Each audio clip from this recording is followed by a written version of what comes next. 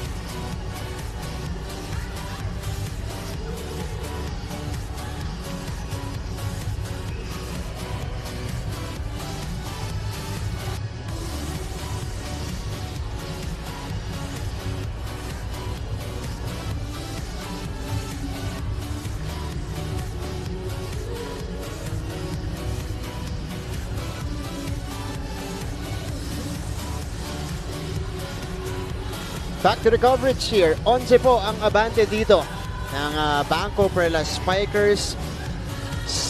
Starting the game like a house on fire here, Noreen. 11-point lead, firing on all cylinders. Ang daming gumagana sa Perlas Spikers here in set number 1. That's true. That's true. That's why they're playing well. This is the BanKo Perlas that their fans want to see. Yeah. Especially the last few games in the second round. Hopefully the semifinals, but it looks like no pwede.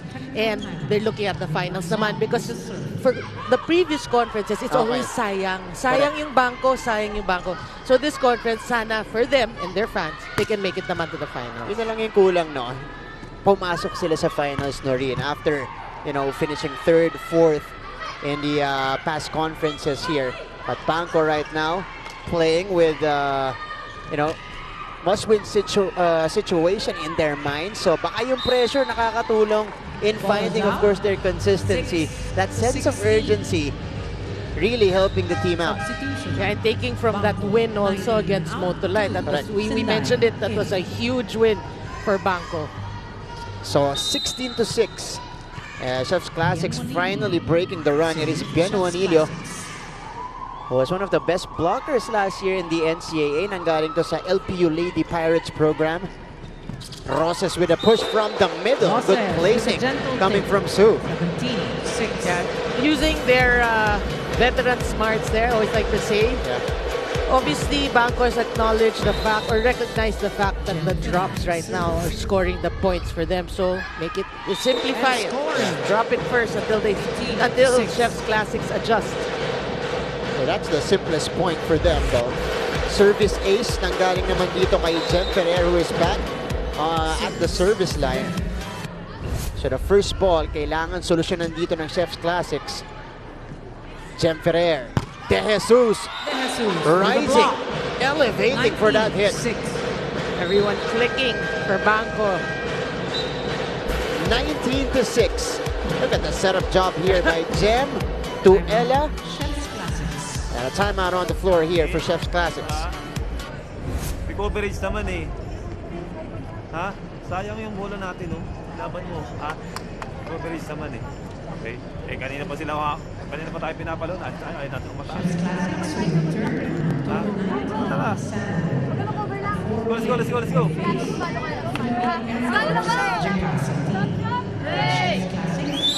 Versus Air Force Jacasa. Coach Gavino, also the head coach of the Lady Red Spikers ng San Beda. So, yung BanKo Perlas kasi matatagal na itong magkakasama. Since they started joining here in the PVL. Chef's Classics is being, their first tournament. So, there's a lot of adjustment going on para dito sa Chef's Classics. Even, going into their 15th game here in the Open Conference. But let's see, if they can wake up here, this is only the first set, but they're down big. 13 points to be exact here against the Perlas Spikers. Yeah, they're a new team, we know that. And a lot of the players are collegiate players. Correct. So I think for them naman really, it's more of to gain experience. They're a new team to gain experience. Mature. And maturity. Yan. And that's the thing that you cannot buy. These are the things you cannot quantify. That's right. Justin Chu. By the way, new player on the floor for Chef's Classics. Nandito si Yvette Tongko. Sobra yung atake doon ni Ella De Jesus. So nagbalasa dito ng maaga. Naghahanap ng fire starter dito si Coach Nemesio Gavino. Pinasok si Yvette Tongko sa kabila. Coach Apichat going with Ana Gopico, replacing Ella De Jesus. Pero hindi makakatulong yung service error ni Cuevas. That's sad for Chef's Classics because Cuevas has a really mean serve. I covered one game. I just can't forget. I can't remember who that team was. When she was serving, they scored points. Dire-diretso. So sayang, no?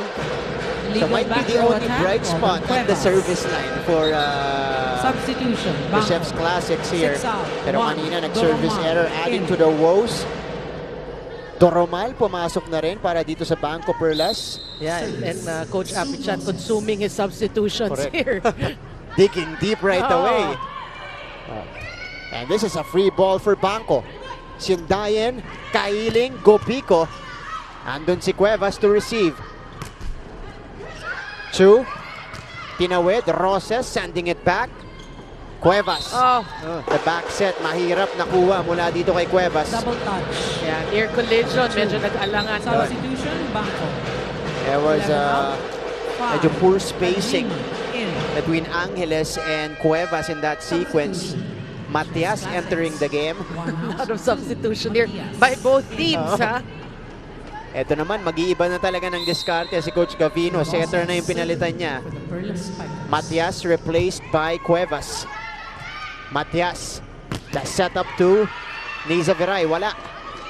Justin Chu will try and she will put it down. Pero lumabas yung atake ni Chu. 7. Yeah, alam mo, these errors really creeping up. For Chef's Classics, you're down by a huge margin. Yeah. And you keep committing these errors. This is yung kailangan mo i-check. And this is now a mental thing. Yes. Noreen, for you to get over the bad start and get the ball rolling. Gopiko, Tongko, andun si Gopiko for the recovery. The net. Goes to show the Now, mindset at of set this BanKo point Perlas. advantage. At least here in the first set, everybody being aggressive at the net. Everybody is responding to the challenge of coach. So a set point situation for the Perlas Spikers. Matias over to Chu. Great reception there. Great dig coming from Sindayen, pero free ball ang ibibigay nila. Opportunity for the Lady Red Spikers. Sumobra yung set. Tongko to Chu. Tula. Andun si Kailing. Tajima to Gopiko. Pinalusot. And Gopiko ends set number 1 with that emphatic hit. That was a very fast first set. I was about to say. Really fast set number 1 here. Again, BanKo Perlas Spikers pressing on the gas pedal here. Ana Gopiko, last 2 points for BanKo to end set number 1. 25-7. Perlas Spikers go up 1-0. Hello to our Kapamilya sports fans worldwide. This is Eliza Valdez. Thank you for watching the set 1 of today's PVL game. Para mapanood ng live ang mga susunod na exciting PVL sets, just go to iWant.ph or sports.abs-CBN.com.